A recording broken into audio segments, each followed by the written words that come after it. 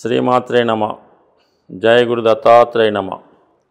ఈ వీడియోలో మనం కన్యారాశి వారికి మే 16 నుంచి 31 మధ్యలో జరగబోయే పక్ష ఫలితాలు పరిశీలిద్దాం. కన్యారాశి వారికి గురుగ్రహం సుమారుగా ఇదే రోజు అంటే మే 15వ తారీఖున దశమ స్థానంలోకి రావడం జరిగింది. అంటే ఇప్పుడు ఈ రాశి వారికి ఉద్యోగపరమైనటువంటి ప్రయత్నాలు ఫలిస్తాయి. నూతన ఉద్యోగంలో ప్రవేశించడానికి ఇది కూడా కొత్త అవకాశాలను ఇవ్వడం జరుగుతూ ఉంటుంది. అంటే ఇప్పుడు ఏమైందంటే దశమాధిపతిగా ఉన్నటువంటి బుధుడు అష్టమంలో సంచరిస్తున్నాడు. అంటే కొద్ది రోజులైనా మీరు ఏదైనా ఈ సమయంలో మార్పు కొరకు ప్రయత్నం చేస్తే ఇది సులువుగా జరుగుతుందన్నమాట. అందువలన ఉద్యోగంలో మార్పు కోరుకునేవారు కంపల్సరీగా ప్రయత్నం చేయండి. మార్పు తప్పనిసరిగా వచ్చే అవకాశం ఉంది.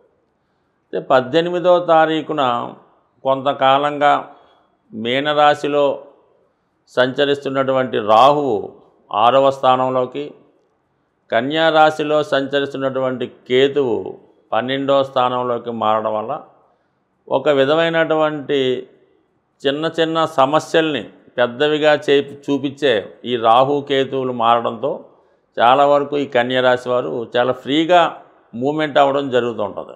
గతంలో ఏ పని చేసినా ఒక రెస్ట్రిక్షన్ అంటూ ఉండేదన్నమాట. ఏది చేసినా కూడా ఏదో ఒక డౌటు, ఏదో ఒక అడ్డంకి మధ్యలో ఆగిపోవడం ఇవన్నీ జరుగుతూ ఉండేవి.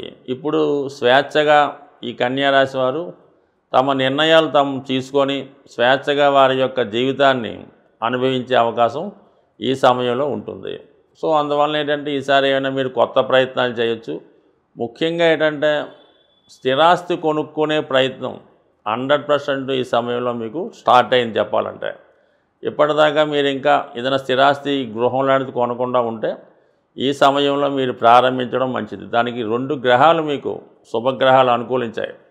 ఒకటి గురువు చతుర్థాన్ని వీక్షించడం, కేతువు కూడా ఎలాగ చతుర్థాన్ని వీక్షిస్తూ 12లో ఉన్నాడు. 12 అన్నది ఎప్పుడు కూడా ఖర్చు, ఇన్వెస్ట్మెంటు, పెట్టుబడి, అవుట్ గోయింగ్ మనీ చెప్తూ ఉంటుంది అనుకుందాం. కేతువు కూడా ఒక విధంగా కుజుడు లాంటి వాడు. కన్యారాశి వారికి తృతీయాధిపతిగా వ్యయ స్థానంలో ఉండడం వల్ల ఏ ధనం అయితే కానివ్వండి 100% మీరు ఈ భూములు స్థిరాస్తుల మీద పెట్టుబడి పెట్టడానికి ఇది సరైనటువంటి సమయం. అలాగే విద్యార్థులు కూడా ఏదైనా ఒక మంచి కాలేజీలో చేరి వాళ్ళు ఎడ్యుకేషన్ కంటిన్యూ చేయడం, దానికి తగు విధమైనటువంటి ఆర్థిక సహకారం కూడా విద్యార్థులకి లభించే అవకాశం ఉన్నది. ఇక ముఖ్యంగా రాహు 6వ స్థానంలోకి ఉన్నాడు కాబట్టి చాలా కాలంగా పెండింగ్లో ఉన్నటువంటి పాత కేసులు కానీ, న్యాయస్థానంలో పెండింగ్లో ఉన్నటువంటి విషయాలు, ఆర్థిక సమస్యలు వీటి నుంచి బయటపడే అవకాశం ఉంటుంది. అలాగే దీర్ఘకాలికంగా మీకు ఏదైనా అనారోగ్య సమస్యలతో ఇబ్బంది పడుతుంటే వాటి నుంచి మీరు ఏదైనా ఆయుర్వేద వైద్యం ద్వారానో లేదా వేరే విధంగా మోడర్న్ వైద్యం ద్వారా దాటి నుంచి బయటపడడానికి కూడా 6వ స్థానంలో ఉన్నటువంటి రాహు మిమ్మల్ని శత్రువులు, రోగాలు, రుణాల నుండి విముక్తి చేస్తుంది. అలాగే కొత్తగా విజయ అవకాశాలని రావడం జరుగుతూ ఉంటుంది. ఈ సమయంలో మీరు ఏదైనా ఇంటర్వ్యూకి వెళ్ళినప్పుడు కంపల్సరీగా మీరు సెలెక్ట్ అవ్వడం జరుగుతుంది. ఈ గ్రహస్థితి ఎవరైతే మెడికల్ విద్యలో ప్రవేశించడానికి ప్రయత్నం చేస్తున్నారో వారికి చాలా వరకు ఇది అనుకూలించే అవకాశం ఉన్నది. ఇక శుక్రుడు ధన భాగ్యాధిపతిగా 7వ స్థానంలో శనిగ్రహంతో సంచరించడం వల్ల వ్యక్తిగతంగా మీరు స్త్రీ అయి ఉంటే మీకు కానీ, మీ కుటుంబంలో ఒక స్త్రీకి, అది మీ అమ్మాయ, కోడల, మీ భార్య లేదంటే మీ మదర్, వాళ్ళకి కొత్త ఉపాధి అవకాశాలు రావడం జరుగుతూ ఉంటుంది. అలాగే వారి యొక్క విదేశ ప్రయత్నాలు కూడా చాలా వరకు ఫలిస్తాయి. ఇది ఎక్కువ ఈ కన్యారాశిలో చాలా వరకు ఈ సినిమా పరిశ్రమలో చిన్న చిన్న క్రాఫ్ట్స్లో ఉన్న వాళ్ళకి కొత్త అవకాశాలు రావడం జరుగుతూ ఉంటుంది. ఇంతకాలంగా మీ యొక్క టాలెంట్ని ఇతరులు ఉపయోగించుకుంటూ మిమ్మల్ని ఏదో కొద్దిగా ధనం ఇచ్చి మీ యొక్క కష్టం, మీ యొక్క పేరు అంతా వాళ్ళు ఉపయోగించుకోవడం జరుగుతూ ఉంటుంది. వ్యక్తిగతంగా ఈసారి మీరు ఒక మంచి నిర్మాతో, డైరెక్టరో మీ దృష్టిలో పడడం వల్ల, వారి దృష్టిలో మీరు పడడం వల్ల మీలో ఉన్నటువంటి టాలెంట్కి కొత్త అవకాశాలు రావడం జరుగుతూ ఉంటుంది. ఇక నుంచి మీరు చాలా బిజీగా మీలో ఉన్నటువంటి టాలెంట్ని బట్టి ఒక ఆర్టిస్ట్గానో, ఒక మిమిక్రీ ఆర్టిస్టు, ఒక డబ్బింగ్ ఆర్టిస్ట్గానో 100% మీ యొక్క టాలెంట్కి తగిన గుర్తింపు కూడా ఈ సమయంలో రావడం జరుగుతూ ఉంటుంది. అలాగే ఏదన్నా ఈ రాశి వారికి గురువు యొక్క అనుకూలత ఏర్పడడంతో అటు వృత్తిపరమైన సమస్యలు, అలాగే స్థిరాస్తికి సంబంధించిన సమస్యలు చాలా వరకు పరిష్కారం అయ్యే అవకాశం ఉంటుంది. ఈ పక్షంలో ప్రధానమైనటువంటి గ్రహాలైనటువంటి రాహువు, కేతువు, గురువు మారడం జరిగింది. ఎప్పుడైనా శుభగ్రహాలు రాశి మారినప్పుడు పెద్దగా ఎవరిని ఇబ్బంది పెట్టవు, కానీ ఈ పాపగ్రహాలైనటువంటి శని, కుజ, రాహు, కేతు మారినప్పుడు ఆ మారిన భావాన్ని బట్టి ఏదో ఒక సమస్య రావడం జరుగుతూ ఉంటుంది.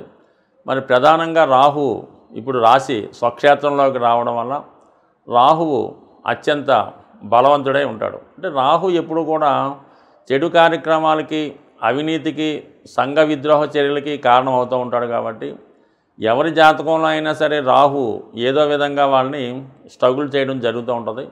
మరి మారేడు కాబట్టి ముందుగా రాహు పెట్టే ఇబ్బందుల నుంచి బయటపడాలంటే కంపల్సరిగా రాహుగ్రహానికి పరిహారం చేసుకోవాల్సి ఉంటుంది. రాహుతో పాటు కేతువు కూడా ఉంటాడు కాబట్టి సాధ్యమైనంత వరకు మన అదృష్టవశాత్తు ఈ నెల అంటే ఈ పక్ష ప్రారంభంలోనే 16వ తారీఖున సంకష్టహర చతుర్దశి. ఆ చతుర్దశి రోజు వినాయకుడికి అభిషేకం కానీ, హోమం కానీ, ఏదైనా గరికతో అర్చన కానీ ఏదో పూజా కార్యక్రమం చేసుకోవడం వల్ల దాని తర్వాత వచ్చే అమావాస్య రోజు కానీ, శుక్రవారం రోజు కానీ, ముఖ్యంగా అమావాస్య అయితే మంచిది, ఏదైనా అమ్మవారి ఆలయంలో ఎస్పెషల్లీ కనకదుర్గ అమ్మవారి ఆలయంలో మరి విధి విధానంగా అమ్మవారి కుంకుమార్చన చేయడం, వీలైతే ఒక 4 కొబ్బరికాయలు అమ్మవారి ఆలయంలో ఇవ్వడం వల్ల కంపల్సరిగా రాహు అనుగ్రహానికి కుదురుతుంది. రాహు మనకి అనుగ్రహించాడంటే చాలా చక్కని ఫలితాలు ఇవ్వడం జరుగుతుంది. రాహు ఇచ్చాడంటే ఫలితం చాలా హై లెవెల్లో, టాప్ లెవెల్కి వెళ్ళిపోవడం జరుగుతూ ఉంటుంది.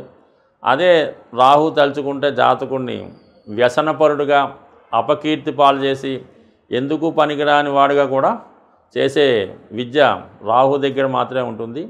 గత జన్మలో మనం చేసుకున్నటువంటి పాపపుణ్య కర్మల్ని ఈ జన్మలో అనుభవించే విధంగా ఈ రాహుకేతువులు కార్మిక్ కంట్రోల్ ప్లాంట్స్గా ఉంటాయి.